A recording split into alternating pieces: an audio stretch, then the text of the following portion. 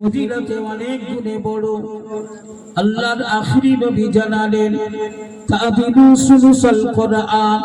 আমি রাসূল বলছি আল্লাহ পাকের 30 পারা কোরআন নাযিল করা, 30 পারা কোরআনকে আমার আল্লাহ যে মর্যাদা দিয়েছেন, আমার আল্লাহ পাক যে সম্মান দান করেছেন, যে ফজিলত আর যে বরকত দান করেছেন, পবিত্র 30 পারা কোরআনের যা পাওয়ার আর ক্ষমতা আছে, আমার আল্লাহ পাক পবিত্র 30 পারা কোরআনের 3 ভাগের 1 ভাগ সম্মান আমার আল্লাহ সূরা ইখলাসকে দিয়েছে। আল্লাহর আখিরি নবী জানালেন পৃথিবীর কোন মানবী যদি এই সূরা ইখলাসটাকে 3 বার পাঠ করে, আমি রাসূল বলছি আমার আল্লাহ খুশি হয়ে ওই ব্যক্তির নামায়ে আমলে 3 বার সূরা ইখলাস পাঠ করার ওসিলায় আল্লাহ পাক 30 পারা কোরআন পড়ার সওয়াব লিখে দেবে।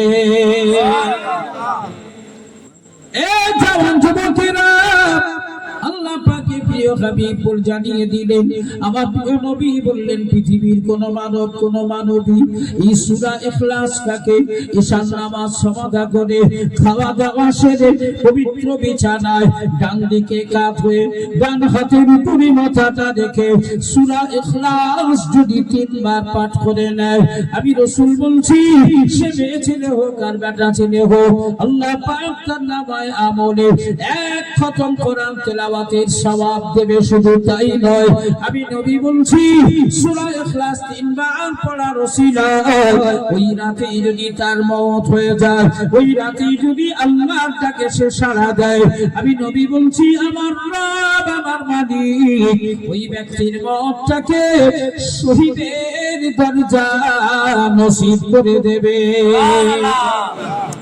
জোরে বলা যাবে না সুবহানাল্লাহ। এই আজ থেকে আমরা বিছানায় ঘুমানোর সময়, ঘুমানোর আগে 3 বার সূরা ইখলাস পড়ে ঘুমাবো। পারবো ইনশাআল্লাহ? পারবো ইনশাআল্লাহ? পারবো ইনশাআল্লাহ? আমার মেয়েরা সবাই পড়বে, বিছানায় ঘুমানোর আগে 3 বার সূরা ইখলাস পড়ে ঘুমাবে। আল্লাহ পাক তোমাদের এই রাতটাকে কবুল করবেন, ইবাদত হিসাবে নামায়ে আমলে 1 খতম কোরআন পড়ার সওয়াব দান করবে। জোরে বলুন সুবহানাল্লাহ।